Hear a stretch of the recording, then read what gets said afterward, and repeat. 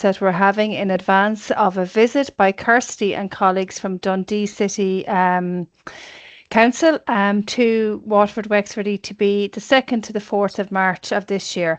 So just briefly, Kirsty and I met many years ago on an online Zoom event in preparation for an Erasmus when we were going to Edinburgh in COVID times 2020, 2021, I think, Kirsty. And we've just stalked each other ever since, really. And LinkedIn has been fantastic. It's a great place and space to keep connected, really, and to see what people are at and what practices are there.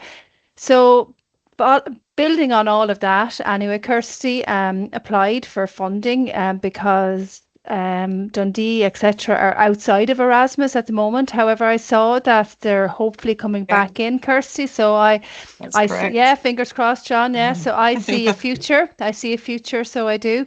Of other potential applications or whatever. So anyway, Kirsty applied and was successful in her application to bring colleagues to WWETB. So this is us then in preparation for that trip, getting some information in advance. So people are so well informed in advance that the trip will mean even more so. You know, all those questions will have been answered in advance, basically.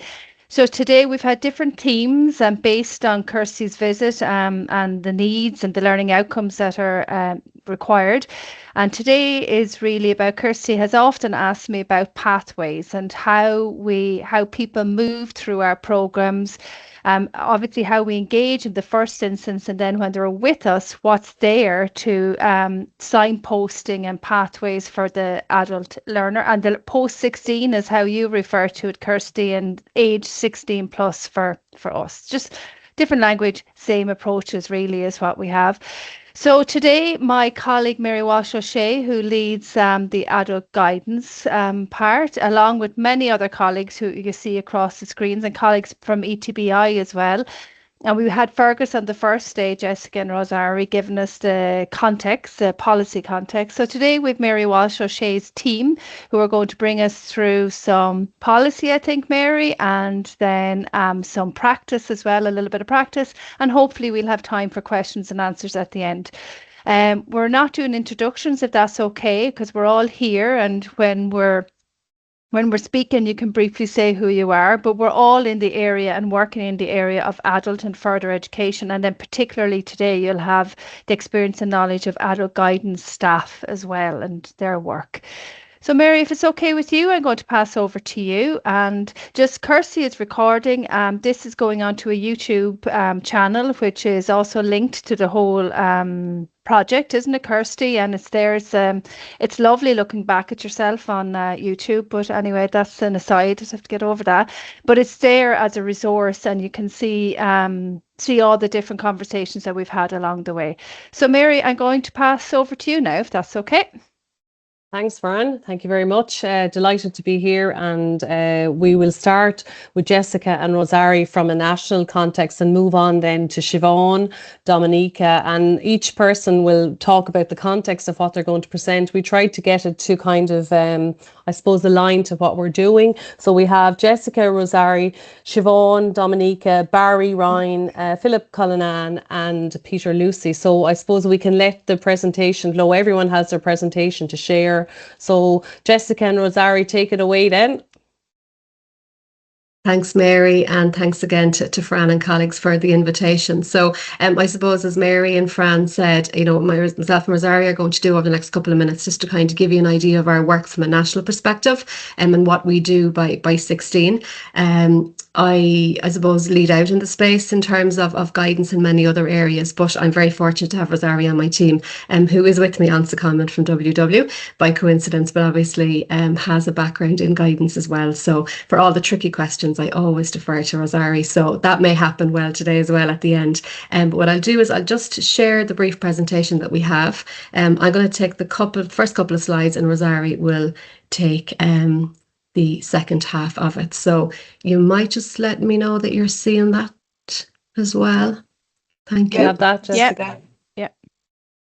Perfect. So I'm just going to move you around my screen now, just to be sure that I'm actually moving through the presentation. So anyway, just I suppose the opportunity for introductions. I'm Jessica Mullen. I am the FET Manager at Education Training Boards Ireland. And again, introducing you here to Rosarii, who works in the capacity as FET Guidance and Information Officer. And much more than that, I must say. But that is the official title that we both hold.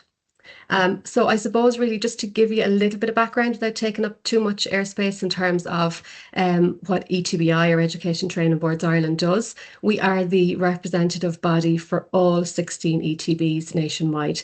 So within our own makeup at ETBI, obviously we're here representing further education and training, which we call FET. And just like I said, ETBI, we love acronyms, and I think colleagues dialing in from Dundee probably know that already from their conversations.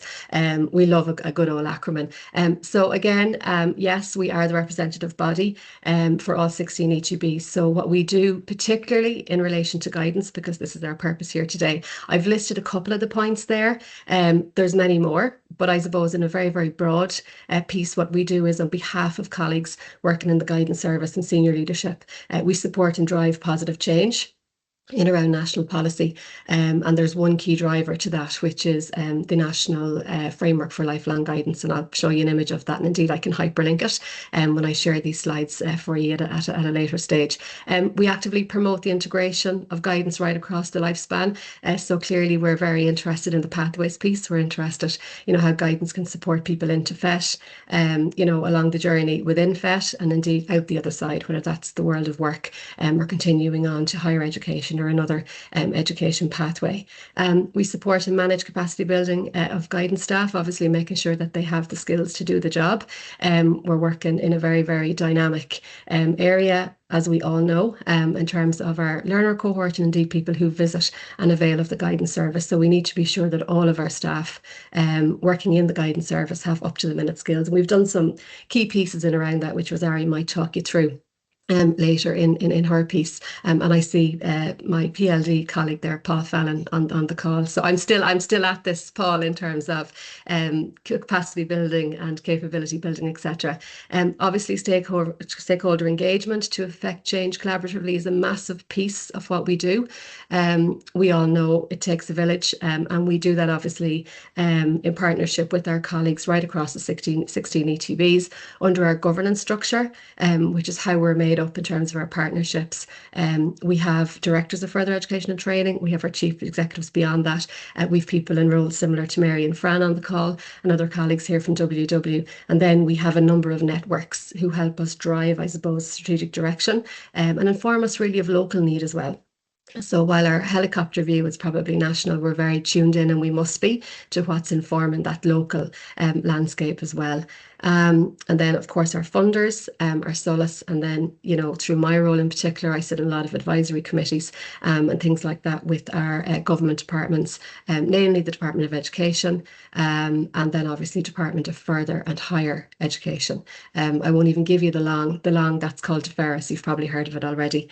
And then obviously representing national FET guidance on a European stage. So again, we're very lucky to be in receipt of European Commission funding for a 3-year period. We're in our final leg of that one now, in terms of Euro guidance and how we can learn from those across the other countries in Europe, and how we can in fact inform what they might do based on what we do, and we get a great reaction to all of our work in that space. So you'll see I've actually entitled this particular slide, Education and Training Boards Ireland Supporting Further Education and Training. And then moving then to the next slide. It looks the same, but it's a bit different. So this is coming down to the local ETBs, and what we're saying is leading FET in Ireland. So you can see the priorities there as we see them. And I suppose what the work beyond guidance actually means for us at ETBI in terms of supporting national ETBs 16 wide. I suppose really because there's such a variance in provision and a variance in the various different areas of work across the ETB, it means that we need to keep our finger on the pulse. So I'm really pleased that you've heard from Fergus already, who leads out in terms of inclusion as well. So we all work together. So myself and Rosarii would be actively working with Fergus and his team on a daily basis as well to try and bring some of those, I suppose, key drivers for change. And Rosarii will talk a little bit about that in terms of migrant eligibility in a couple of minutes. And then these are just the strategic frameworks that we do actually talk to on a daily basis. You'll be more interested probably on the one on the extreme right, which is that National Strategic Framework for Lifelong Guidance. It's up to 2030. It's been led by our Department of Education, and there's a number of actions that are assigned to ETBI on behalf of the ETBs in there. It's around access, visibility, obviously the implementation of universal design within the guidance function, and really by the very nature of what we do across further education, just to ensure that we respond to those pockets, I suppose, really of individuals who might need it most. You probably know already that the key difference between guidance in further education and training and guidance probably in a post-primary or indeed a higher ed setting is that we are more open, I think it's fair to say. We are available to people within the system and outside the system as well in terms of general public. So that really, really gives the task of guidance a very, very high ask, I suppose, really, in terms of, how they need to respond, how quickly they need to respond. So our client base is much, much broader. And within that, then again, back to us just needing to be in a position to be informed and stay informed through our governance structures primarily, and keeping the chat open with people like Fran and Mary as well. Again, this is just a general slide. You can read it. These are last year's figures now, and obviously it crosses over our pillars in terms of the post-primary as well. So you'll see sort of the level of staff across the sector, and indeed the number of learners or thereabout. That's always grown. It's really hard to actually pin that down because obviously the range of provision that we respond to across further education training is so diverse. I may be coming out to the end of mine. I'll just remind myself now on the next slide. No, actually, so this is my last one, and I'm going to pass to you, Rosarii. I'm happy to continue to drive your slides. This is a list, not limited to, but I think fully inclusive, if I'm right, in terms of all of the provision areas that guidance supports, and indeed all of our senior management team across the 16 ETB supports. So you can just see by the vastness of that list the response that's required by a service area, such as guidance as well, and to be, I suppose, tuned in and have the up-to-date knowledge on every single thing that's there, and those kind of pathways, pieces that are available, as I say, into FET, within FET, and out the far side of FET as well. There will obviously be a huge piece in here around employer engagement and service to business, etc. as well, that isn't listed there, but that comes with the other side too as well. So I'm going to pass across now to Rosarii, and she's just going to take you through another couple of points, but again, happy to take questions at the end. Over to you, Rosarii. Thanks, Jessica. Hi, everyone. My name is Rosarii. I'm the FET Guidance Information Recruitment Officer with Education Training Boards Ireland. As Jessica said, I worked as a guidance counsellor with WWETB as well. I'm still employed by WWETB, but they've just let me out for a few years. So guidance is in my soul and FET is in my blood. So I've been working in FET for quite a few years, and I'm a big fan. So if I sound a little bit biased, please forgive me. Can you just go back a bit there, Jessica? Sorry, to the previous one. So I just want to talk about the guidance services first. And I know all my colleagues are in the room, and they're going to talk about the work they do in more detail. But just as an overview, just to look at the services that we support from an ETBI point of view, we support the guidance and information services across the 16 ETBs. There are 39 services within the FET Adult Educational Guidance Services. So, and they sit across those 16 ETBs, and they provide one-to-one services, group services, walk-ins, and really respond to the demand that's in their area. There are also guidance services available within the FET colleges, and we support those as well. And those are usually teaching guidance counsellors that are on site within programs in the FET colleges. This isn't absolutely prescriptive across all of the 16 ETBs, but it's a general idea. Some of the ways we support guidance is by looking at best practice. HBI also hosts Euroguidance Ireland, as Jessica said, and we host Academia Ireland.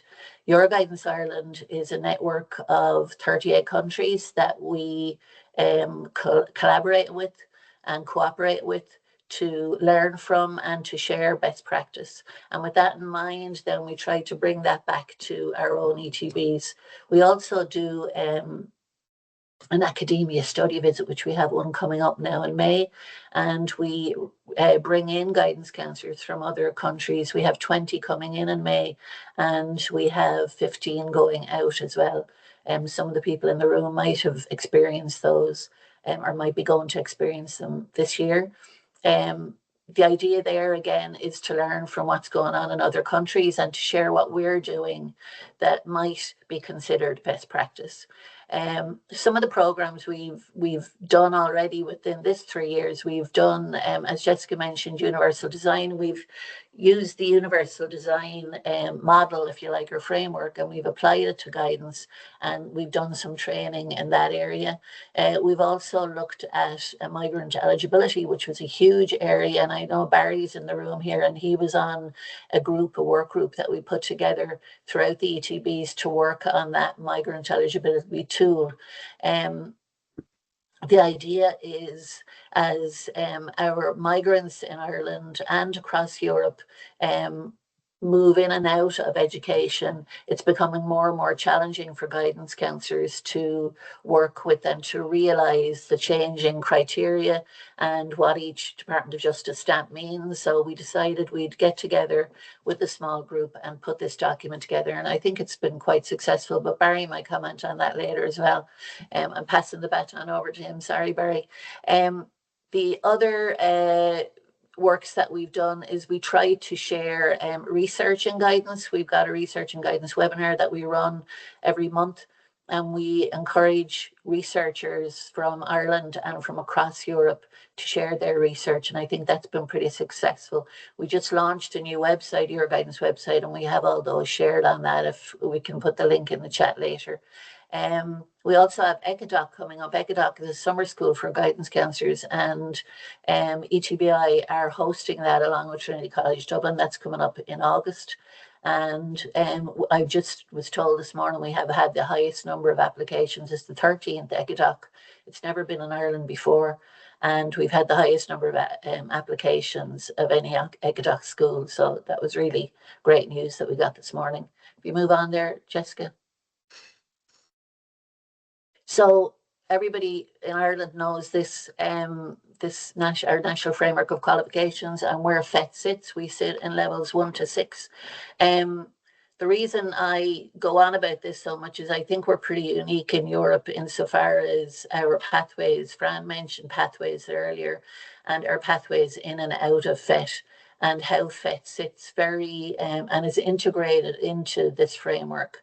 As I said, FET sits in levels 1 to 6, but within those levels and within those qualifications, those major awards, there are minor awards. So they're kind of almost like, I suppose, each major award can be broken down into minor award, which makes it more flexible and adaptable and available to different people depending on their availability or their needs at the time. So and as I said, it's integrated into the system, so there are pathways into each of these levels and then pathways out as well. So if you move on the slide there, Jessica. this is just everyone probably knows as well where we sit on the national framework or the European framework, or the European qualifications framework, the EQF, which runs up to level 8. Ours runs levels 1 to 10, and you can see it there sitting on the inside. If you just move on again. Thanks, Jessica. This is the one of the accesses into FET is our Fetch Courses program, our Fetch Courses portal, which allows learners to register and apply for various courses. And they also then, it means they have an account on this, and they can see courses they've applied for and courses they've attended, and they can see their history of their education within FET. If you just move on again. So the different pathways in and out of FET, the CAO is one of the Central Applications Office. So this is open to people who have done third level or second or post-primary education, have done FET and move. It's the main central application system for higher ed. We also have the tertiary degree, which allows people to, the National Tertiary Office, which allows people to move seamlessly from further ed into higher ed. This is relatively new, but it's, I don't know how many programs they have on board now. Somebody else may be able to answer that. But 44, Rosarii. 44, is it? Yeah, NTO.ie. Thanks, Jessica. NTO.ie is the website. And I think it's a very successful way as well for people who don't really have the availability to go to straight into higher ed from second level school, and it gives them that option of going from further ed into third ed. The other way then to go through the levels 1 to 10 is through apprenticeship, which are earning and learning programs. And we've over 100 at the moment in Ireland. They would have started with those craft apprenticeships back in the day, but now. Okay, folks. So I'm just going to move this out of the way now. Okay. So my name is Siobhan Murphy, and I am one of the adult education guidance counsellors across WWE2B. Myself, I'm actually based in North Wexford. Okay, and now my slides aren't moving. Okay. There we go. Okay, so just to kind of give you an overview, you would have seen a map of Ireland there on Jessica's presentation, but just to give you a bit of a context, Waterford and Wexford are actually quite sizable counties geographically, and between the two, we've over 274 miles of glorious coastline from rugged to sandy beaches. So just to give a context on numbers, which can seem to be a bit counterintuitive, the Wexford actually has the higher population, although people often believe Waterford does. So the census population of 2022 is 127 versus 163, and the rest in Wexford. But I suppose the 2022 census wouldn't capture the migration of Ukrainians into Ireland. So again, Wexford has the highest number of 3627, and those figures are up to date as December 25, and 2674 in Waterford. I suppose the very interesting things about, managing, I suppose, a guidance operation across two similar but distinctly different counties is that there would be a very high urban density of population in Waterford, with primarily around Waterford city itself, and the second town of Waterford being Dungarvan, whereas nearly the reverse in Wexford, where it's very high rural to urban ratio. It's the other way around, and the high density pockets are Gorey, North Wexford, where I am, and in Wexford town. We are very, very lucky. We have a university that's coming across 3 campuses. So the main one of the main campuses in SETU would be down in Waterford city, and they would have approximately 10,000 students. We have a small outreach campus in Wexford town. At the moment, it would definitely be under the 1,000, but there is a larger greenfield campus plan. So we're very excited about that, because obviously for pathways and progression routes and I suppose attracting foreign direct investment and things like that. Having a university in the county is massive. So the two counties are supported then from a guidance perspective. Two of us in two adult guidance counsellors in Wexford, supported by Niamh, who is our information officer. And in Waterford, we have two adult education guidance counsellors and two information officers. So that's the kind of the overview in the context of the counties themselves.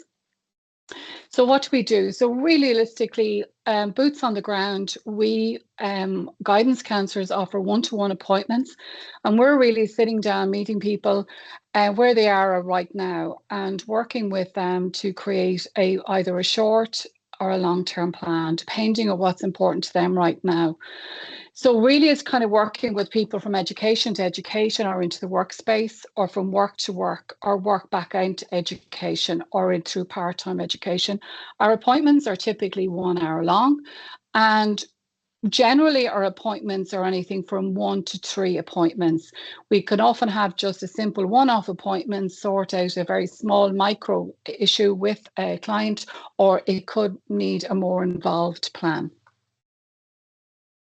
So I suppose giving a bit of a sense of who are our clients, who are they? Well, first of all general public, you know, absolutely anybody out there can actually book an appointment. So we're open to all of the general public. There is no conditions. However, we do have priority areas. The two main priority areas are the unemployed and early school leavers.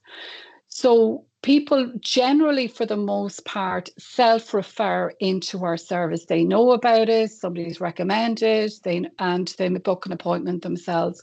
We also have mandated clients. So these are referred from our unemployment agency, which is locally called Intrio, or Department of Social Protection. So it is quite different working with people who want to come to see you or have been directed to come to see us. But we obviously, as guidance counsellors, we're very well used to working with the unemployed and making them feel at ease, and I suppose supporting them in their journey back into employment or education and skills. The other big hitter area is our early school leavers. And for any society, people leaving school area is a huge concern. It has a knock-on effect across the entire society. So it is one of our priority areas. Obviously, our work is primarily with adults, so we would need parental consent, and usually the parent would be with them, or a guardian, or a social worker. The other area that is quite dominant in our system is people returning, you know, into the workforce, primarily maybe females moving out of a caring role. And that is also connected to social welfare payments that they, as children age and go into the school system, the social welfare system would be kind of have a lot of structures in place to encourage women back into the workplace, or parents in general. So that's the big hitting areas, but I just thought I'd give you a bit of an overview of maybe other people that typically would be coming to our service, who maybe want to gain skills, maybe seek a new career, who maybe are not in very secure employment, trying to see what could they do better. We have obviously have a lot of Ukrainians in our areas, or people from other countries, but I suppose a hidden thing oftentimes is that it's quite challenging if people are actually even relocating with Ireland. Typically a spouse is relocated by their job, and the other partner then has to try and pick up their career and restart. And it isn't always easy for people. So the other thing I want to, I suppose, that we do hear about, but it's important to remember it is a reality, is people's jobs are changing because of automation, how things are, you know, I suppose changing in people's workplaces. We would have a high trend of quiet redundancies out there, 1s, 2s, 3s, 4s, 5s coming in from different organisations made redundant, a kind of all tightening up because processes are changing within workplaces. So the stories behind the stories. I suppose confidence. We could do a whole hour on confidence in the work that we do as guidance counsellor. The other couple of structural things I kind of thought might be very important to mention, it would be the poor transport options. We're very broad geographically. We're very, particularly in Wexford, we're very rural. People who don't have cars, don't have driving licenses. Since the recession, and particularly since COVID, and I suppose the backlog in housing, a lot of insecure housing. Now, that wouldn't have been a feature maybe so much 20 years ago. It's very much a presenting issue on hidden homelessness. But as you read through some of what you see on that slide, you probably see a lot of the same issues in your own communities as well back in Scotland. And I suppose this is what we're all dealing with. It's a kind of some of the universal challenges of the barriers and perceived barriers that people do encounter on a day-to-day basis. And I suppose as guidance counsellors, people are coming to us because they're stuck, you know. It's not because they don't know how to do some of this stuff, but so many things are going for them and against them. Sometimes it is just needs somebody like a guidance counsellor to sit down in a very, very safe way that's confidential and impartial to help them navigate how they can move and maybe just see a little gap and maybe just even one chink of a step forward. And I think all our colleagues would say is the big challenge we have is working with people. It's the mental load of having a number of these issues. If people only had one issue, they'd probably figure it out themselves. But, you know, there's usually a high complexity involved with a number of people. But as guidance counsellor, the key strength is our connections deep into the community, and something we really pride ourselves on. So obviously with the geographical area, the transport issues, the car issue and whatever, we do try and spread ourselves around various points within the two counties. So in Wexford, both myself and Barry travel across 5 centres so we can meet people more local. It's a huge benefit to us in the work that we do, and our colleagues in Waterford do the very same across 5 centres. Like 15 miles of a difference between one town and another could have a detrimental thing for people accessing guidance. The other thing for us as guidance counsellors, we would have very much a very deeper perspective of what's going on in each town. And there can be different cultures in each town, different employment options, different education options, and different barriers. So we definitely become more skilled at the work we do. And then we are connecting with broader colleagues in our own WWE2B and the community services. We do a lot of work across the community services, networking with community groups, state agencies, and they would connect back in with us as well. So that there's not a week that goes by that we're not getting phone calls from some of these agencies and services, referring clients to us, asking us questions, and we support them in any way we can. We go out, both ourselves, guidance counsellors, the information officers also go out and do presentation to community groups, and then obviously there's invitations then to individual appointments afterwards. And in line with trying to like a lifespan guidance, we would have strong linkages, and particularly in WWE2B, we've done a lot of work in building connections to secondary schools, all the further education in our own counties and out in other local counties as well. And we would have got good links into higher education and connecting to access officers in the relevant universities. And then go back to school leavers, then early school leavers, because it's obviously a big important aspect of what we do. We do provide group and individual guidance across 6 youth reach centres, that's across 2 counties, and a number of local training initiatives across 2 counties. Now, local training initiatives are QQI programmes, but Waterford, Wexford fund these rather than directly manage them. And then we have a new pathways programme in Wexford Town, which Barry will speak about. We work directly with the parents. We're working with those young people, and each young person will have a very different reason why they're not in education or reluctant to return to education.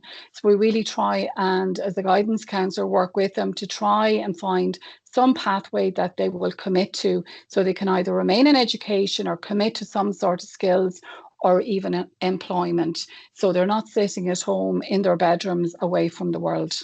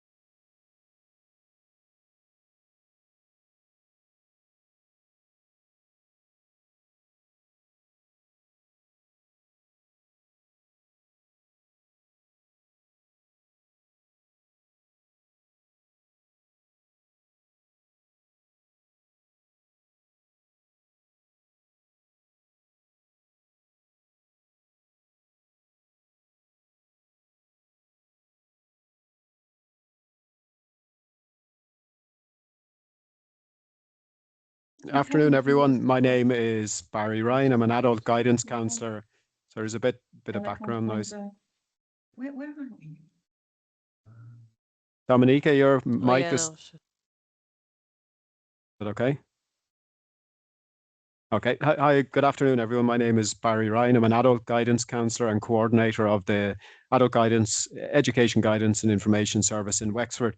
So my presentation is going to give you a brief insight into 2 case studies. So very much with a focus on progression pathways. So let me skip on. So the first program is called Pathways Pilot Program. So this program was created for early school leavers as a way of re-entering or another pathway back into education, with the prime kind of aim was to build confidence and readiness for progression to further education or employment. So how did this come about? In the Adult Guidance Service in Wexford, we identified a gap in local FET provision for school leavers. We were meeting a lot of increasing number of early school leavers coming in with parents. They may have been getting referrals from local post-primary education providers, community education as well. Our staff are out in the community. So we were getting kind of requests for something a bit different. Siobhan had mentioned one of the early school leaver programs called Youth Reach, and Philip will talk about that in more detail. So they were quite aware of programs like that on the ground, but they wanted something a bit more flexible. Part-time was mentioned a lot because a lot of the early school leavers we were meeting, there was a lot of anxiety, school avoidance, there was ASD diagnosis, just a myriad of different challenges. So we felt we could create something a bit different than what was on the ground already. So this collaboration kind of came between the Adult Guidance Service in Wexford and our part-time program staff. So the course itself is run over 1 academic year, but it's part-time and it's in the Wexford College of Further Education, which is an integrated college of further education and training. One of the key supports for our learners on that program, it dedicated career guidance and wraparound supports to the learners throughout the program. So as the Adult Guidance Service, we were meeting early school leavers on entry to this program, but we were also with them throughout the program as well and exit from the program. So some of the key results we found, we're into the 2nd year of this program. Learners, if they complete the program, will achieve a QQI Level 4 Major Award. So in terms of, Rosarii has mentioned the national framework of qualifications in Ireland and the European framework. I think I have this right. In the Scottish framework, it's the equivalent of a Level 5. So that was a huge achievement in terms of learners being able to build a foundation in their education level to enable them to progress. Renewed motivation and interest in education. A lot of these early school leavers were literally in their bedrooms. They were not engaging socially with any education, sometimes with no social network. So the fact that there was a renewed motivation and interest in education, the personal growth and improved confidence is immense. Just the difference we've witnessed in learners that we would have met on entry to the program. the social networks they've built within the program. It's really powerful to see the development in the learner. They've clear idea of education and career pathways from this program. So some have progressed onto level 5 programs in Ireland, which would be the equivalent of level 6 in the Scottish framework. So they're full-time 1-year programs, which can be a stepping stone to higher education, university study, or employment. So some have gone on from the first program to level 5 courses. Some have gone into employment. But we were speaking about this earlier, about the continued progression. Myself and Siobhan and Niamh, who are the staff in the Wexford service. We're still meeting some of these learners on exit from the program, and we're aware of some of the progression, such as one learner is on a level 5 course and has taken part in an Erasmus 2-week placement abroad, which something wouldn't have happened 2 years ago, that this learner was very close and wouldn't leave the house basically with her family. So she's off on a European placement at the moment. I've met another learner recently who secured full-time employment in a local McDonald's restaurant, but is still looking at part-time education in terms of her progression. So very positive so far in terms of where this program is going. And we're hoping it's going to be a kind of mainstay in the provision for early school leavers. The second progression program I just wanted to talk about, it's more of a dedicated support service. This was a pilot between TUSLA, which is the Children and Family Agency in Ireland, who are supporting young people who come into the care of the state, and WWETB. So it was a dedicated career guidance pilot. I was the guidance counsellor on this pilot prior to working in WWETB. So my role was to support care experienced young people who were transitioning from care into the aftercare service. So typically around 16 and 17 years of age, young people were engaging with aftercare, and they felt this was a key transition point in terms of career progression, education progression, that some kind of dedicated career guidance support was needed. So it was born kind of out of that idea. There was national oversight as well. There was cross-agency steering committee, which included WWETB, ETBI, TUSLA Education Support Service, or TESS, and the TUSLA Aftercare Service. So there was a national management of this pilot. The delivery and collaboration was very much on the ground between TUSLA Aftercare Services and WWETB in Wexford and Waterford. It was 2 years, and there was an independent evaluation at the end of the pilot. I've linked that on the second slide to the report. The key thing was meaningful career guidance interventions were seen as critical at this transition point for young people in the care system.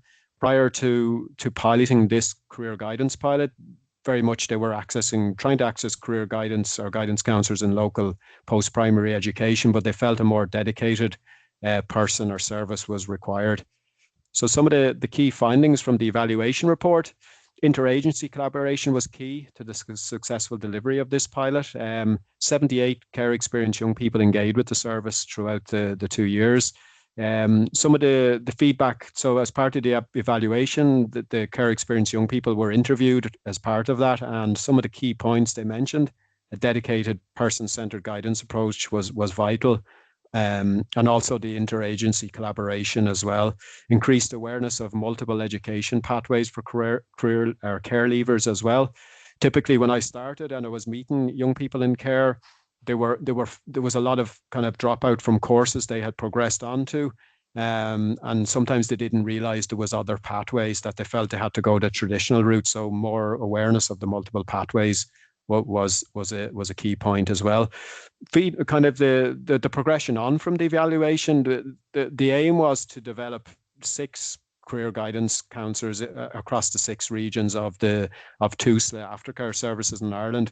It hasn't evolved in that way, but there has been new collaborations and developments between, again, WWETB and TUSLA. There's a future focus programme now where care experienced learners in further education and training now are being supported and identified as a priority group to keep them in education and progression options post-education as well. And this is on a national level where this is developing at the moment as well. That point of contact for students in further education and training, they're trying to roll it out on a national level as well. So this is ongoing developments that WWETB are involved in as well. The link to the report is here as well. So the two-step pilot summary report, the visual there is the front page of the report. So anyone interested in reading that, it's not 100 pages or anything, you'd be glad to know, but there's some good findings in there about the pilot scheme. And that's me done. Thank you. So my name is Dominika McCarthy and I work with Peter Lucey here. I'm the information officer.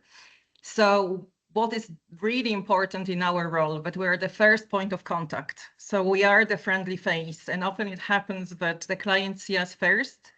And obviously this interaction can actually decide about their next steps.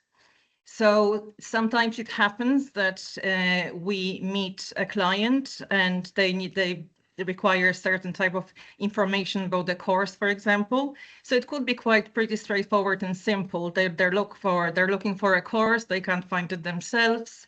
So then I would sit down with them, I would look going back on the national framework of qualifications where they are at the moment. And I would explain it in plain English. And plain English is really very important, especially that so many people we're dealing with are from outside of Ireland. English isn't their first language. And I have background as an ESOL tutor where I worked in this role before. So for me, it's really quite simple to put it in terms that are understandable to those people. So we can look at where they are at the moment. I explain which level they are and how they can progress. And then if they're happy, they either pursue with the course that they were interested in, I can help them with the application, or I refer them to the guidance counselor for more in-depth meeting. So an example of this would be a recent, that there was a person that came through our door and he kept on apologizing for his English. And I said it wasn't a problem because it was for us to make it work for him. I helped him understand where he was in terms of his level of English. I referred him to ESOL classes, and now he moved from level 2 to level 3. He has met with Peter, and now they're working on his next steps.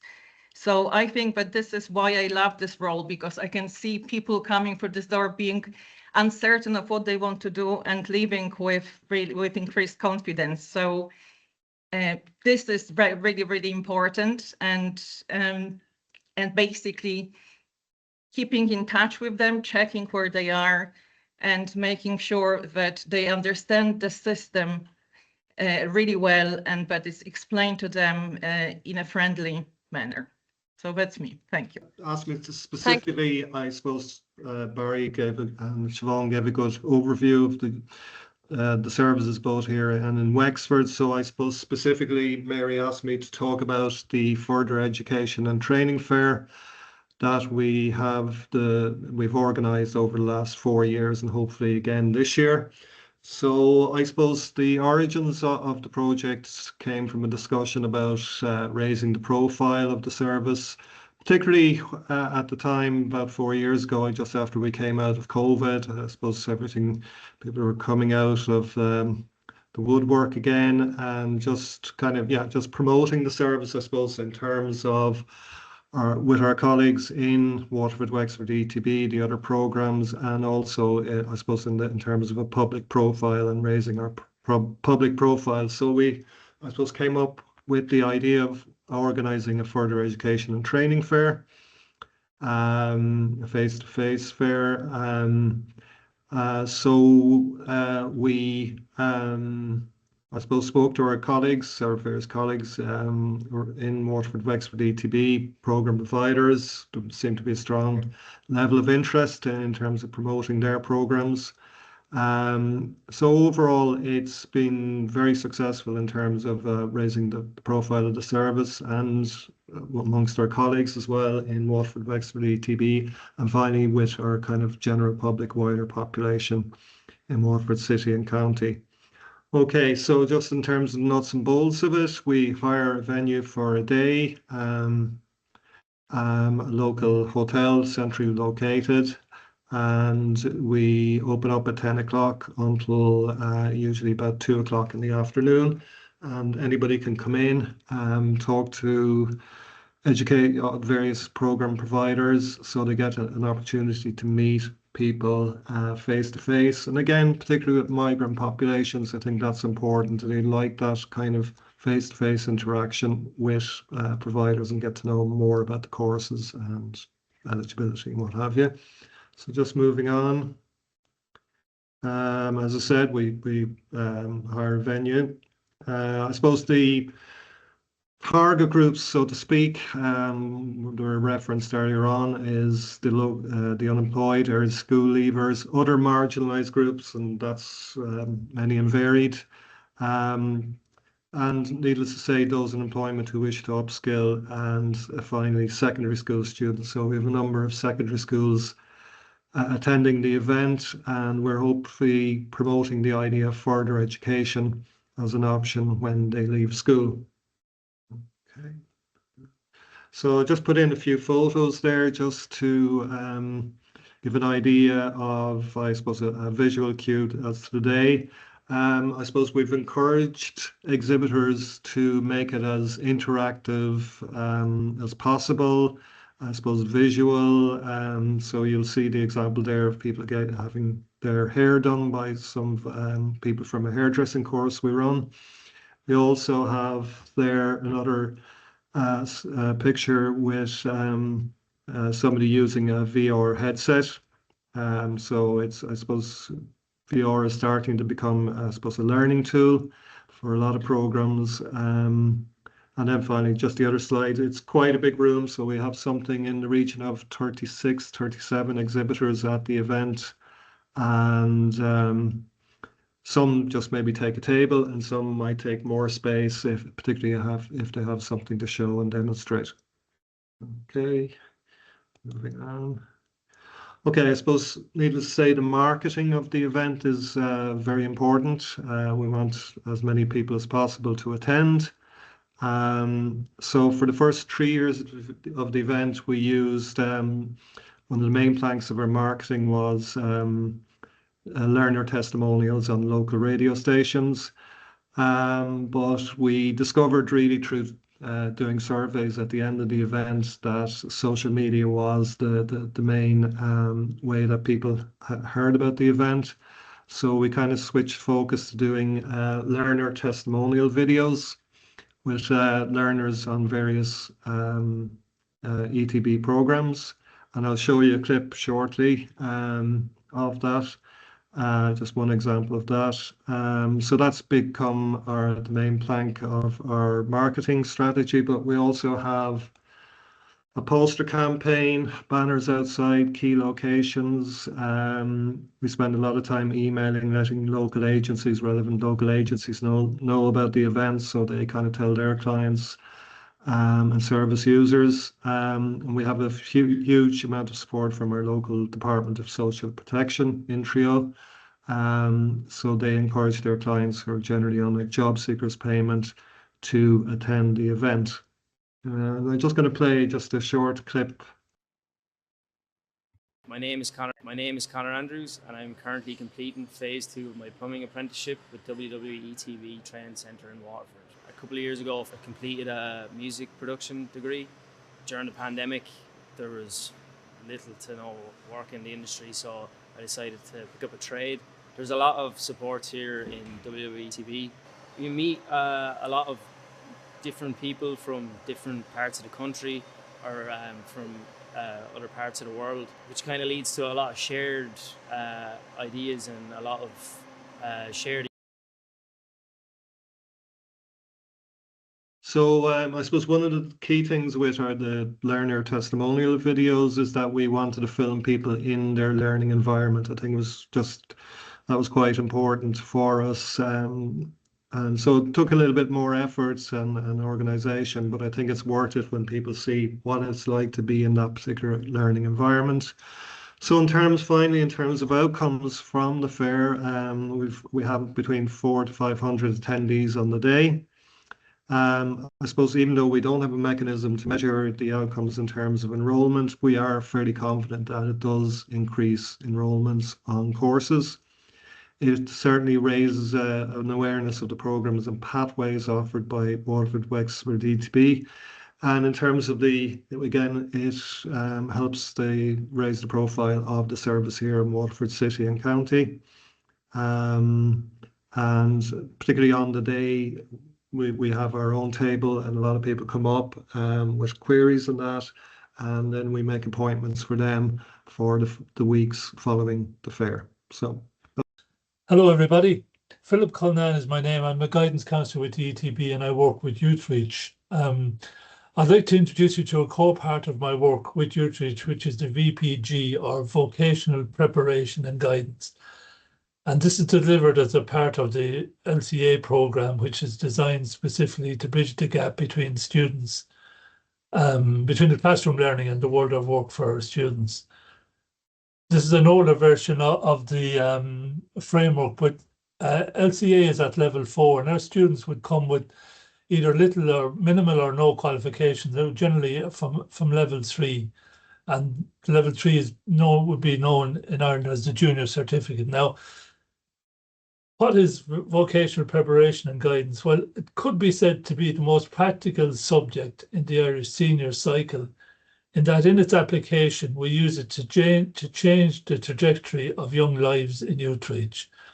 And who is it for? Well, it's for those, again, aged between 16 and 20, who are looking for a second chance to gain education and training. Now, to understand the VPG, I suppose it's better that we get an understanding of our Youth Reach students. Again, these are young people who, for one reason or another, have left second level mainstream education but want to make progress with their careers. And VPG is designed to bridge that gap between the school and the adult working world by providing the practical skills, work experience, and personal career planning. So in the relationship, we have the student, we have myself, and we have the actual programme itself. And my role is to guide the student through the various components during their 2-year programme. And this is done through self-assessment, where we identify the students' aptitudes and interests. And I will do this through career exercises, setting realistic and attainable goals. We keep a diary of the record of the progression, which is then critically evaluated. So the guidance work is where the foundation blocks for the work experience is laid, and applying for the jobs through writing a CV, doing a job search, and doing mock interviews. And we'd have career talks as well. And we'd have people from outside the organisation, say from the Defence Forces, the local employers, Garda Síochána, or the local police force in the country, and from various areas where students get a bit of an insight into what a typical career is all about. And in the work experience part of their module, they complete a work placements. I suppose this is where the theory we've learned in the classroom and with myself is applied to practice in the workplace. And here, students, they'll also learn about how businesses work and engaging in community volunteerism. So what I would do as part of my work with that is a career investigation. And in that, we would look at a job and the description of the job, and maybe look at the daily duties and the responsibilities involved in the role, and identify the specific hard and soft skills that would be part of that job. And we would look at maybe 2 ways of getting into that career.